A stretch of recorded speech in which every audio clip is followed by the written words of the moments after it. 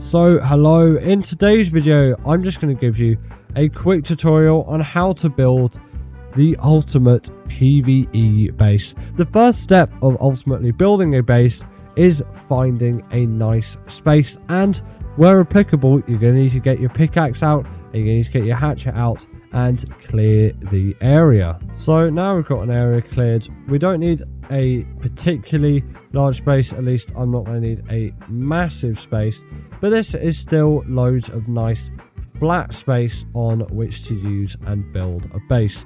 And the way that I generally start it is by having a little center that is made out of metal, and I'd have this as a little 3x3. You can do a 2x2 and it works nicely as well, but here is a nice little 3x3, and then we're going to chuck some walls obviously around all of this. And this is generally the only bit of the base I build out of metal. I also only build it one high typically, but considering we're going to be putting some large storage units in it, I'm going to be building it two high. You won't need to do this if you're playing on ASA, but since we're on ASE, we're going to need the double height there, and I've run out of metal walls, which is a little bit annoying. So back to go and get some more metal walls. Amazing creative mode, and then chuck those in. So this is what you're going to get as a basic. Of course, you're going to need to chuck a door in, and I like to sort of do a double door system. And you don't really need to do this because you're not in any sort of PvP situation, but I just like the double door as a sense of security, and it means there's less of a chance of big creatures and things getting in here, which is ultimately the aim of this over anything, is just to stop things getting in as much as possible. Of course, we're going to need to chuck some ceilings over this as well, and then that's our little metal interior bit done. And that's annoying me because that's not going to be the right way around, is it? So just fiddle around with this for a little bit and get something which you think is desirable. And essentially the point of building this is so you can have all of your essentials in it. So let's say we want to chuck down a bed or two. Bunk beds are better than your average normal bed, so we get some bunk beds, and we're going to chuck these right here in the corner. Stack a few. Let's just stack, let's say 5 on top of each other there, and boom, we've got some beds. You might want to get down a mortar and pestle, although we're really going to be using chemistry benches at this point, so we'll chuck down a nice chemistry bench next to there. And then also, this is what I'd recommend to put an electrical generator. So if you chuck a generator down, again, it doesn't matter as much as in PvP where you place it. It's just good to have it in this little metal area, so then creatures can't get to it, is essentially what it is. This is where you can have all your protected, so your essential items really. And this is why I also left this little bit of space back here for some storage units, if I can find them in my inventory. There we go, just to have some good storage that you really don't want to lose, and you can just chuck the storage back here and be content with that. And you can keep going along all of the wall as well and build that up, and then you've got yourself some nice storage units, and you've got yourself all your basic essentials in your interior. And then you've got this little bit here. I really shouldn't have built that into the wall, so we'll just get rid of that one and pretend like it didn't happen.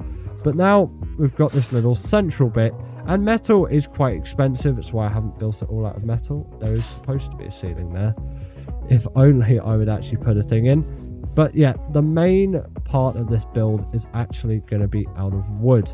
Not wood, sorry. It's going to be out of stone. And I'm going to run out of stone pretty quickly, to be honest. But just start by building a sort of ring around your metal interior. Often I'll build it entirely out of stone to start, and then chuck the metal stuff in later on. But yeah, we're just going to build this nice ring of stone around it. Oh my god. We're going to pretend like I didn't do that, okay? There should be a metal foundation there, but there's now going to be a stone one. I'll put another one back in a little bit. But essentially, we just need to go around all of this with some nice stone foundations, because at the end of the day, metal is really expensive, and if you're a PvE player, you're really not going to need all of that metal stuff. And I think a good ring of 2 around this is, to be honest, really enough, and you're not going to need more than that for your average base, or really any sort of base. And now you can see we've got this little ring. If I just fly up here, you can see we've got this little metal box interior, and then we've got this stone going around. And then now we're just going to need to build up with walls. The big walls are really good for stone. If I get some large walls in, I usually tend to build to the height of these large walls because they're so convenient to use. And that always trips me up with the wood, and that they don't have a bit of wood, but it sort of means it doesn't really matter what way you place them. They're always going to look nice to that extent. So we're just going to go around and place up these walls here. I'm going to leave the front blank apart from 2 on each side for the time being, and we're going to do something else with that opening in just a little bit. So yeah, then we want to just keep going around and putting all of those walls in. And now you can see we have this nice 4 height thing going all the way around. And this is now where you want to take out your behemoth gate. I should have sold my inventory already. And if I should really go out here. Third person might be useful. And actually this is the whole width of the thing, so I don't even need to put all this in. Although usually I don't tend to use a behemoth gate for the front of a base.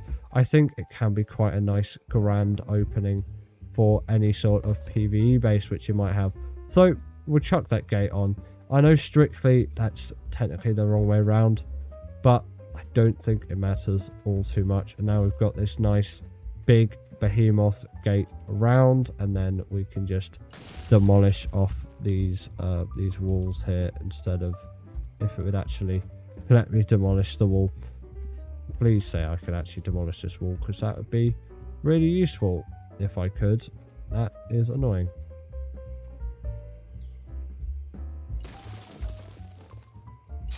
Right, I've just taken the gate away, and I'm just gonna demolish all of this stuff separately, and then chuck another behemoth gate. And I know at least one of you is annoyed by me placing it the wrong way around, so I will get it right this time and put it in the right way. If all this debris move it out of the way, that's not the way that I want. I'm gonna go around the other side. As always with builds like this though, you've just got to do that trial and error element, and then chuck stuff in and see how it fits. Luckily Ark these days has a tool where you can undo stuff. You can see that's overlapping a bit there, and it isn't really overlapping there. I could get that more centered, but for the purpose of the demonstration, that will do. Again, that's probably really going to annoy some of you. You can always just put a normal door in and a door will work just fine, but sometimes I like a little behemoth gate in here. It does get a little bit in the way there though. But and now we've got this nice ring essentially that goes around this metal, and we've got this nice behemoth gate blocking all of the stuff. We're now at this point going to want to chuck some ceilings on, you might assume, but we're not actually going to do that, because personally for my PvE bases I don't like to have ceilings.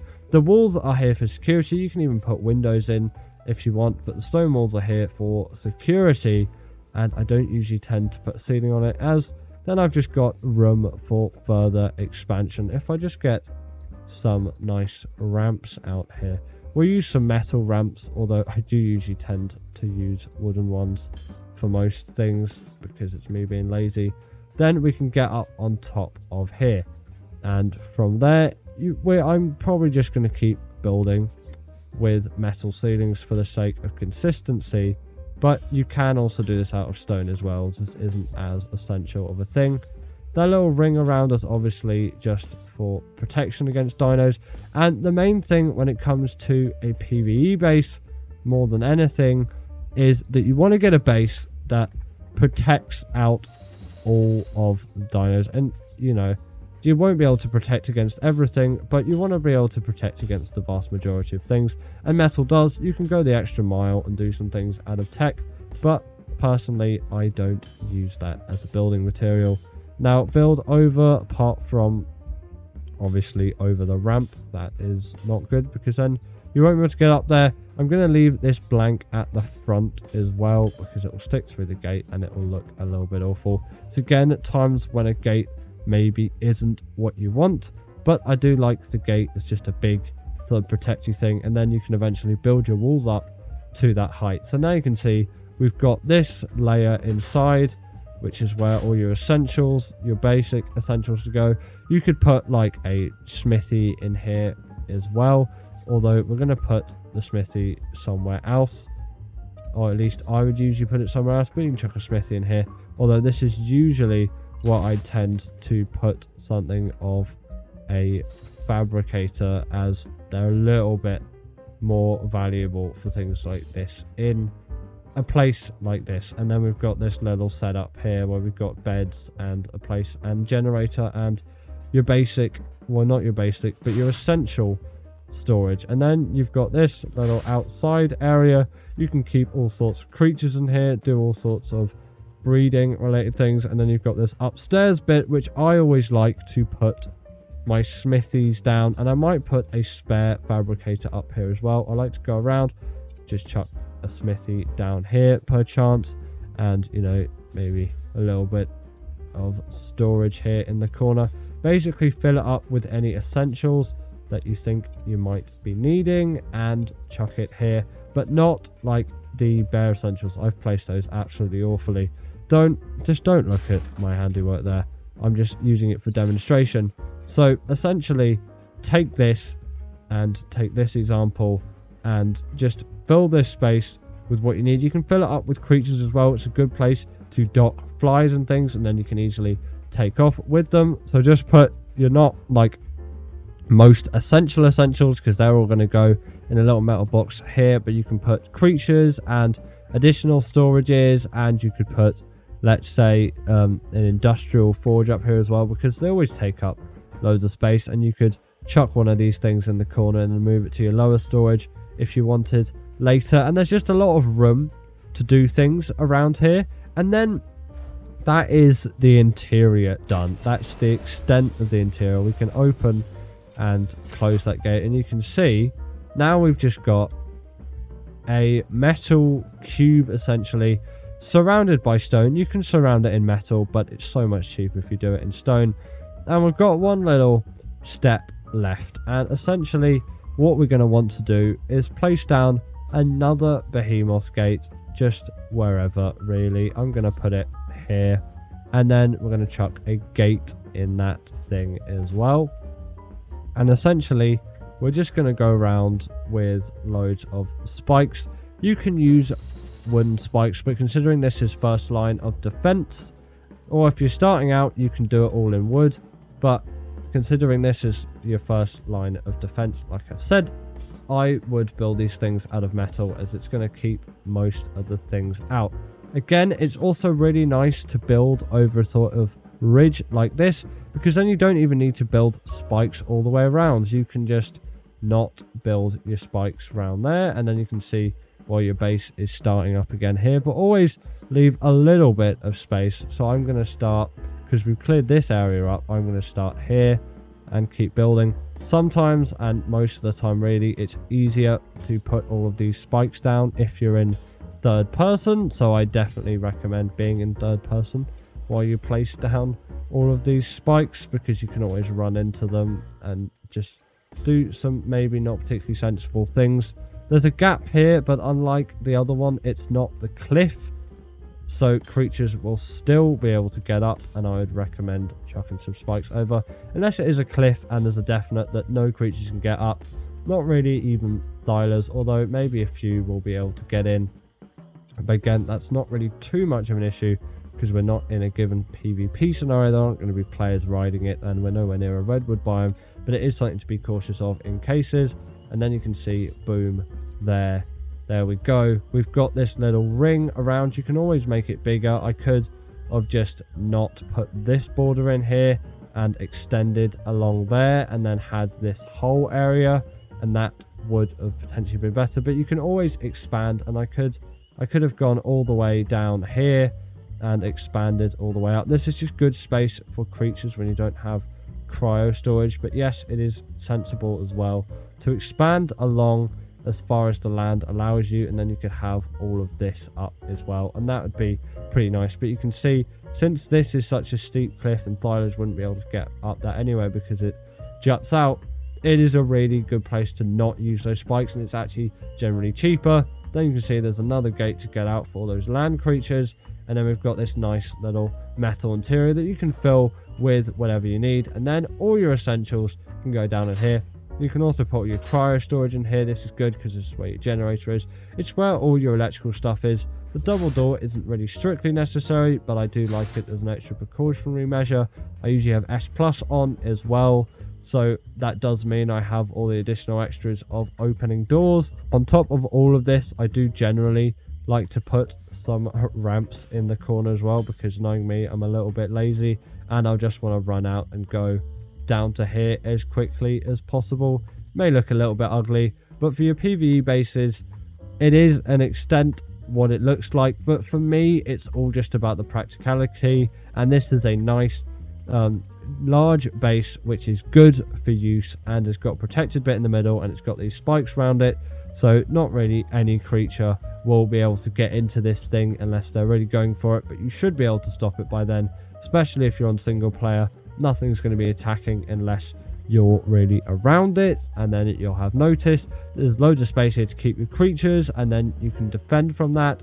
You can get out whenever you need, and you've got this massive space to build. So that is my basic guide to the perfect PvE base for me. As always, comment down below what you thought of this video, and tell me, is this what you like in your PvE bases? This is how I build mine. Again, they're more out of practicality than being a looker, but if you really like your bases to look all neat and cozy, then tell me that in the comments below. I want to know what your opinions are, so put them all down, and I'll see you all in the next one.